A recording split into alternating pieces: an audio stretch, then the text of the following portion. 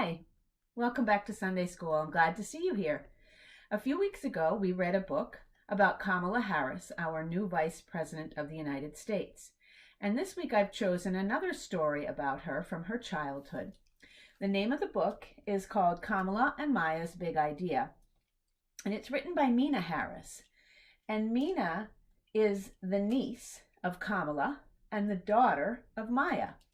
And she heard this story growing up about her aunt and her mother and wanted to share it with everybody because she was very impressed by what these two girls did at a young age.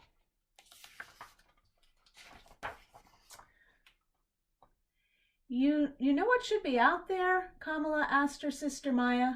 Us? Said Maya. A slide, said Kamala. And a swing, Maya added. A playground, they shouted together. Kamala and Maya had an idea. It was a very good idea and a very big idea. They were going to need help. Wouldn't it be great if there was a playground in the courtyard, Maya said. That does sound nice, Mommy agreed. How can we make that happen, Kamala asked. Well, I suppose the first step would be to ask the landlord, the person who owns the building. So Kamala wrote a letter and Maya drew a picture, and then they went to see the landlord to discuss their big idea. The landlord thought about it for less than a second. I don't think so. That was not the answer they wanted. And they weren't ready to give up, though. That night, the sisters tried to think of ways to turn a no into a yes. They asked the other kids in the building if they wanted a playground in the courtyard. Did they? Of course they did. And they had ideas too.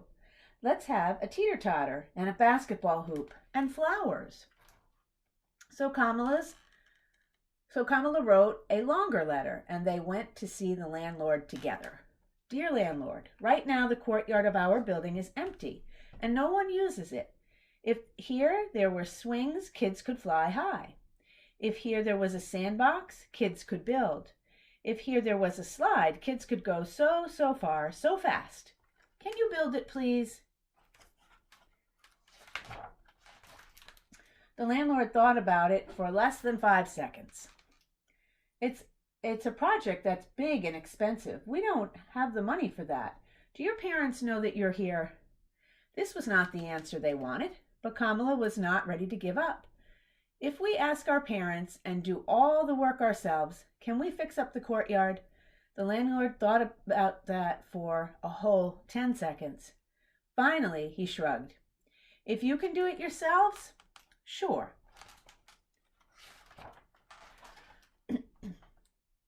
This wasn't exactly the answer they wanted, but it was a start.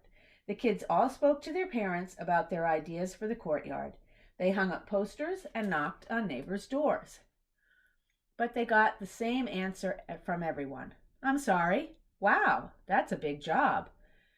Wish I could help, which they knew meant no, no, and no. But then Mr. Green stopped to talk. I work construction, and I could maybe get some scrap lumber and some sand for a sandbox. Really? Kamala said. Oh, yes, exclaimed Maya. Okay, I'll try. It wasn't a yes, but right now, maybe was the sweetest word they had ever heard. Maybe gave them hope. The next weekend, maybe turned into yes. The kids all helped measure, and Mr. Green cut the boards, and then they sanded and hammered and sanded some more, and then it was time for the real sand.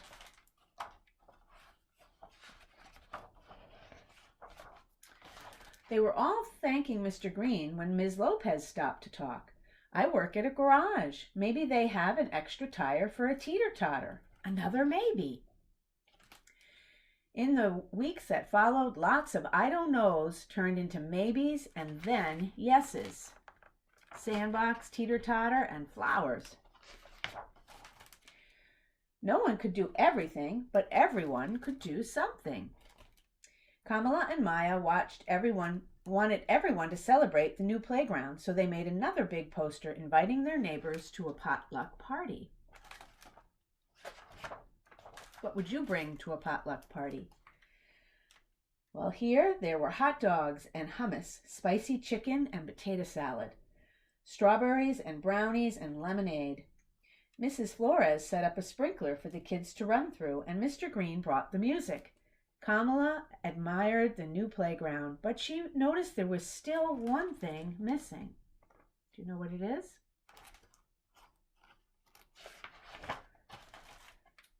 No one knew how to make a slide, but Mrs. Flores knew where they might get one.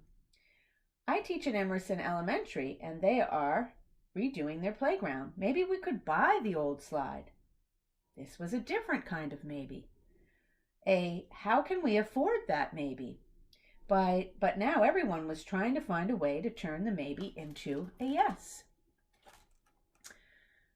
These brownies are delicious. Maybe we could have a bake sale. We can all bring toys and books and have a sidewalk sale too.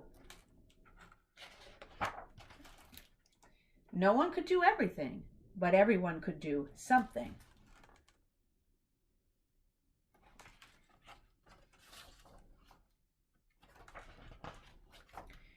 When the slide arrived at last, Maya and Kamala got the first ride. The landlord was impressed. "I want to shake your hands, girls," he said.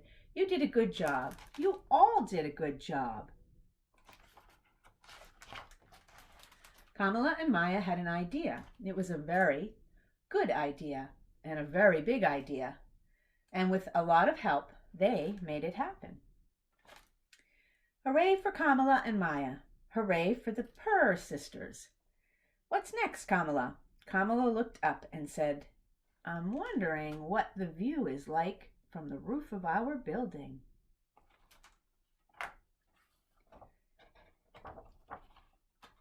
So this is a note from the author. As I said, she is the niece of Kamala Harris, our Vice President of the United States, and her mom is Maya. And she says, "Growing up, I loved hearing stories about and seeing old pictures of my mom, Maya Harris, and my aunt, Kamala Harris, as young girls in the 1970s. There's one picture in particular of my mom and aunt that I love. My mom is the one in the bandana and my aunt in the bell-bottom jeans, and they're staring at the camera with fierce determination. They look like they just conquered the world." And there's their picture. That's her mom, and that's her aunt. That's how I perceived them when I was younger. As I've gotten older, it's only become more true. They would go on to achieve great things, both as public interest lawyers dedicated to improving their communities. They always made sure I knew I could do anything. A specific story from their childhood always stuck with me, how they worked together to turn the unused courtyard in their apartment building into an area for the kids to play. It was an early lesson in the power of organizing and an example of what my grandmother, Shamala Harris, a scientist and a civil rights activist, always reminded us, that each of us has a part to play, no matter how small. By the time I had 2 daughters myself, I knew I had to write a book inspired by their story. This picture book is based on the events, but it incorporates other characters and details that draw on my own imagination and interpretation of what happened. I wanted to memorialize it not only for my girls, but also for children across the world. I was lucky to grow up with such strong female role models, my grandmother, my mother, and my aunt. I hope this book inspires a new generation of activists to know that they can be effective agents of change if they think creatively, if they engage their communities, and never, ever give up. So I hope you enjoyed that story, and you can click the craft link and activity link for something to do in regards to what we just read. Have a great week.